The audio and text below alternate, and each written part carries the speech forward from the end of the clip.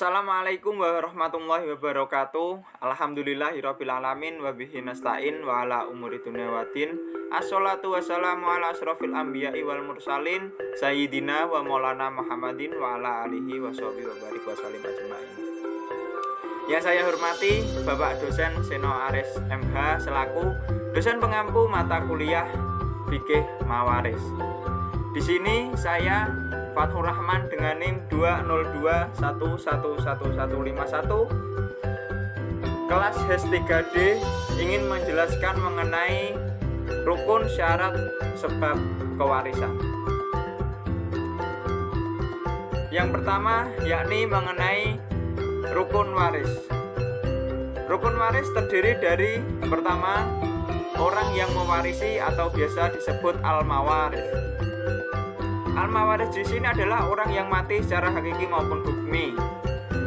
Mati secara hakiki adalah mati yang bisa dilihat secara kasat mata atau bisa diberitakan atau memiliki saksi minimal 2 orang.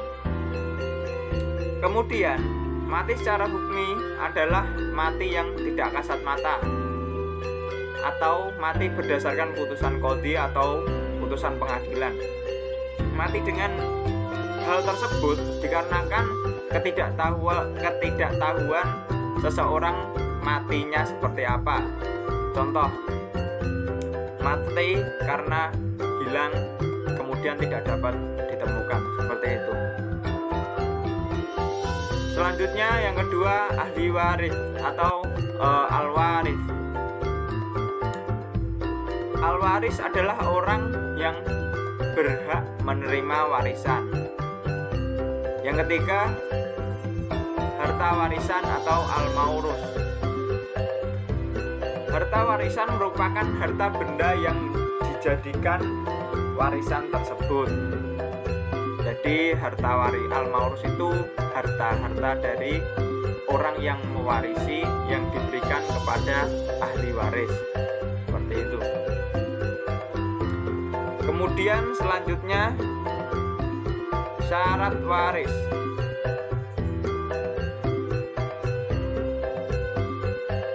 Adapun syarat-syarat waris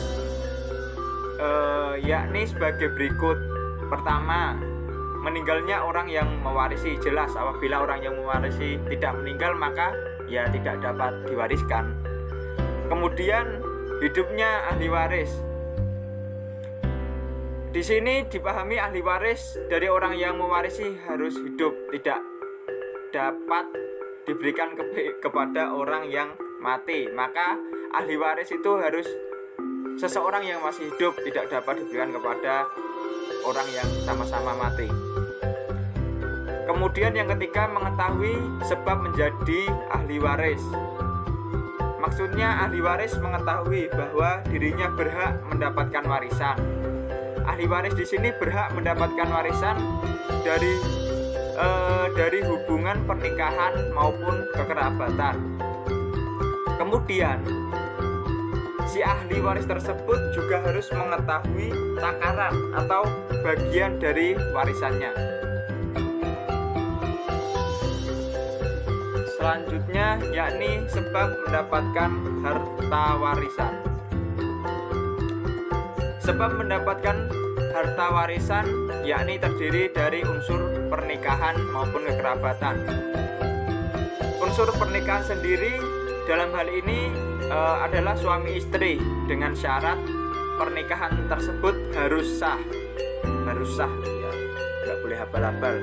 Apabila suami istri tersebut telah bercerai dengan cara cerai tersebut dengan cara talak roj'oi, kemudian sang istri pada masih dalam masa iddah tersebut, maka istri tersebut masih mendapatkan hak kewarisannya.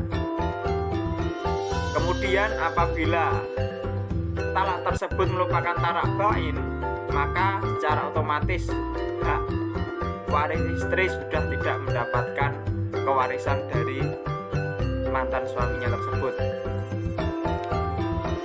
Kemudian yang kedua, karena unsur kekerabatan. Adapun untuk lingkup kekerabatan di sini dapat dipahami yaitu anak pertama, kemudian yang kedua orang tua, kemudian yang ketiga saudara laki-laki atau perempuan, itu baik sekandung, seayah atau dari unsur ibu. Kemudian yang terakhir paman, bisa sekandung atau seayah atau bisa anak laki-laki dari paman. Ya, itu sedikit penjelasan mengenai rukun, syarat, serta sebab kewarisan.